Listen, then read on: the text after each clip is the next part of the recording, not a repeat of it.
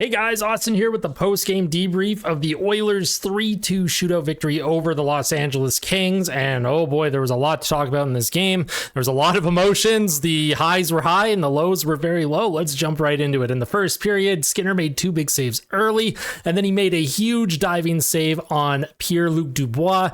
I thought Raph Lavoie looked good early. Kane was out with an injury. Zach Hyman took a penalty. Doughty sold it a bit, in my opinion. It was a slow start for Edmonton. And then Desharnais dumped Doughty on the penalty kill. It was a good kill for Edmonton. They were 1-for-1 at that point. The Oilers had 0 shots halfway through the first period. And then Draisaitl took a penalty. Refs were in playoff form. 2 horrible calls, in my opinion. The LA Kings completely sold both calls. LA scores 1-0. Kevin Fiala on a one-timer. 3 Oilers got caught in no man's land on the left side of the ice. And then I wrote down, I counted at least 7 instances of interference on the LA Kings. The 1-3-1 is dependent on running picks and interference, and the refs were just letting it go. Adrian Kempe beat Skinner glove side not long after the power play goal.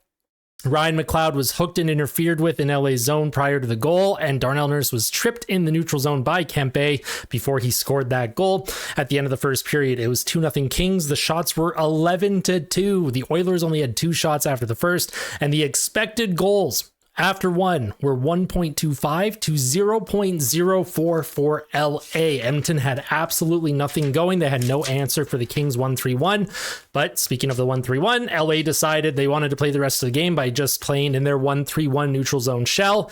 And Chris Knobloch, they made an adjustment in the intermission. They came out, and the Oilers' attack in the second period was a 5-man attack, which is very difficult to defend if you're playing a 1-3-1 because there was a lot of passing options for the Oilers coming up on the rush. They have a lot of players that can drive the blue line and drive the defense back.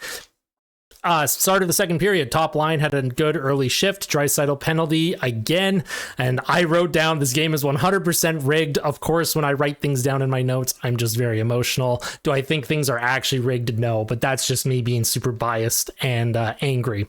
It was apparently interference, and the refs could call that one, so good for them. Good job on the refs for being able to call an interference penalty, even though it was against Edmonton. Fogel had a good look on the penalty kill. Edmonton killed it, so they were 2 for 3 at this point on the penalty kill. And then Drew Doughty had a tripping penalty. McDavid scores on the power play. It was a short side top shelf goal on Talbot. It hit the bar on the he hit the bar on the same attempt earlier. Power play now 1-for-1, score 2-1. Draisaitl was then tripped with no call, and the Oilers started to get some looks, and they were really pushing the play. Edmonton was activating their defense as well in the offensive zone. McDavid and the top line continue to press. Skinner made another diving save. Lavoie with an interference penalty, and it was an absolutely horrible call. Kempe came off the bench in front of him, and Lavoie just happened to run into him. It was unbelievable. I could not believe the refs called that. But then the LA Kings took a penalty on their power play. It was 4-on-4 for a minute 17 as Ryan McLeod was tripped. Draisaitl tied the game off of a great play by Connor McDavid to find him in the slot for the one-timer. 2-2. Oilers had a 5-on-3 for 40 seconds. Now, I thought the Oilers, for the 5-on-3, they were going to call a timeout and draw a play up, but they did not, and they didn't really get any good looks on their 5-on-3, and then Drew Doughty hit Ryan from behind with no call. I did not like that hit on Derek Ryan. Poor Derek Ryan just gets beat up in every game, it seems. At the end of the second period, the score was 2-2. The shots were 18-17 for the LA Kings, and the expected goals were 2.36 to 1.95 for the Kings. So Edmonton had a terrific period, almost 2 expected goals just in the second period for Edmonton. Heading into the third period, Kempe returned for the Kings because of course he did. He wasn't actually injured. Of course, they just like to try and sell everything. Connor Brown had 2 very good looks. He's still looking for goal number 1 on the season. The Oilers' top line was buzzing again. Connor McDavid took the game over for the Oilers. Raph Lavoie had a good shot coming off the bench, and then he had a shift where he was playing very physical. He knocked 2 Kings over, and he was very dominant with his body. Fiala hit from behind on Ryan, so the Oilers go on their 4th power play of the game. The Oilers called a timeout to draw up a play and rest the top unit, but they could not convert. They finished the night 1 for 4 on the power play. Only 1 shot on that man advantage for Edmonton.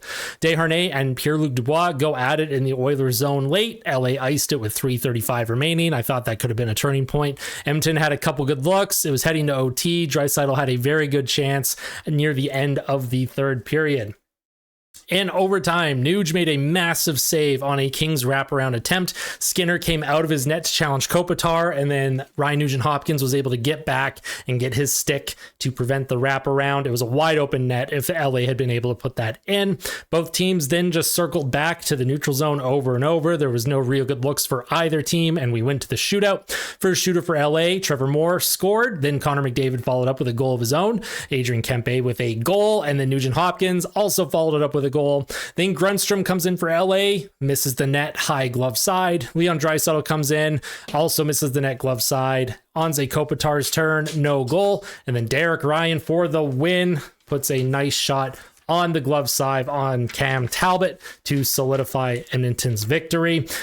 4 wins in a row for the Oilers. They improved to 17-15-1. Stats at the end of the game, 3-2 Edmonton, shots 27-25 for the Kings. The expected goals by the end of the game, though, 3.90 to 2.96 for the Oilers. Edmonton finished the night with 1 power play goal on 4 attempts, and their penalty kill finished 4 for 5. My 3 stars of the game, third star, Ryan Nugent-Hopkins. He saved the game in overtime. Could not let him not be a star tonight. Connor McDavid was the second star, narrowly beat out for the first star by Stuart Skinner. I thought Stuart Skinner played a phenomenal game. He kept the Oilers in this thing when they could not get anything going in the first period, and he shut the door after that first period. So I'm very happy for Stuart Skinner. Well-deserved win. Next up for the Oilers, the Anaheim Ducks at 6 p.m. Mountain Standard Time on New Year's Eve. That is tomorrow night. And then if you guys want, we can kind of take a look. I'll let you guys take a look at the box score here. Here's the shots on goal, face-off percentage, power play. If you guys just want to check all that stuff out. And then on Money Puck, head on over to the deserve to win meter. LA with 33.9, Edmonton 66.1% chance of winning. The Oilers had a lot of opportunities in the slot area. Scroll down here, keep scrolling. Expected goals for individual players. Ernie, Lavoie, and Hamblin, that fourth line played really, really well. I wish they would have had more ice time. Speaking of ice time, we will take a look at it. Leading the way for Edmonton was Evan Bouchard with 29 minutes. He played an absolutely terrific game. Evan Bouchard has played very, very well. Now, Hamblin and Lavoie only played just over 5 minutes tonight. I would have liked to see a little bit more ice time. I thought they played really good in their limited ice time, especially Lavoie and Hamblin too. I thought they played great. Connor McDavid, his 600th NHL game, looked phenomenal. Stuart Skinner with almost 1 full goal saved above expected, and he only gave up 2 goals on 28 shots. So that's really nice to see for Stuart Skinner. That's all for me today, guys. What did you think about the game? Let me know your thoughts in the comment section below. Now, as a reminder, I'm gonna plug my content a little bit here.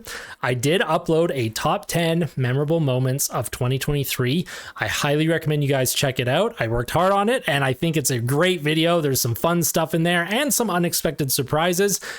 So yeah, as we head into 2024, I'm very excited about the channel, the growth, your guys' support. It means a lot. Thank you so much. I will see you guys tomorrow for the pregame report between the Oilers and Ducks.